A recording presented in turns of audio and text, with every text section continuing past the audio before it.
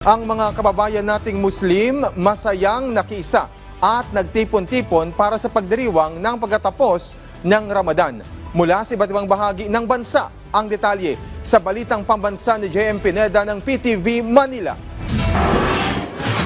Maaga pa lang, dagsana ng mga kapatid na Muslim ang nagtungo sa Quirino Grandstand sa Maynila para ipagdiwang ang Idil Fitr o pagtatapos ng Ramadan. Ilang araw din na nagsagawa ng moonlighting ang iba't ibang lugar sa Pilipinas at nitong nakaraan nga nang lumitaw na muli ang full moon na senyales ng pagsimula ng bagong lunar month ng Shawwal para sa mga kapatid nating Muslim. Ayon sa National Commission on Muslim Filipino NCMF, parte ng pasasalamat sa kanilang Diyos na si Allah ang Idil Fitr.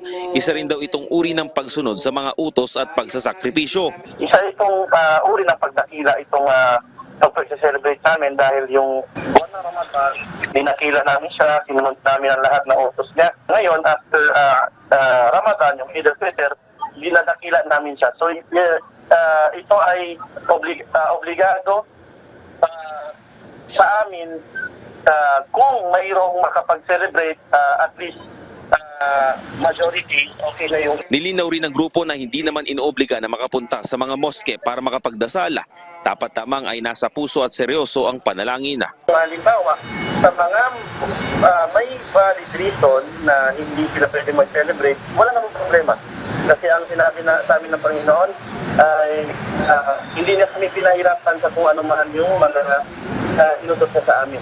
Pwede rin daw na makapagdasal ng sarili sa bahay at makapagpasalamat sa kanilang ala. Naging halimbawa nga daw dyan ang nagdaang pandemic na halos lahat ng selebrasyon at panalangin ay nasa bahay ginagawa. Nagbigay naman ng paalala ang National Commission on Muslim Filipino na hindi lang tungkol sa pag-aayuno ang Ramadan. Tinitrain namin during Ramadan, gumawa ng mga kabutihan, mga extra prayer, pagbigay ng charity, paggagawa ng buti, pag-iwas sa mga masamang gawain. Kailangan tandaan namin yon na ngayon tapos ng Ramadan ay yung mga binaon namin, yung mga aral na nakuha namin sa Ramadan, naway huwag namin kalimutan. Binigyang din rin ni Imam Sawadi na maging daan sana ang Ramadan para tumibay pa ang kanilang pananampalataya. Mula sa People's Television Network, JM Pineda para sa Balitang Pambansa.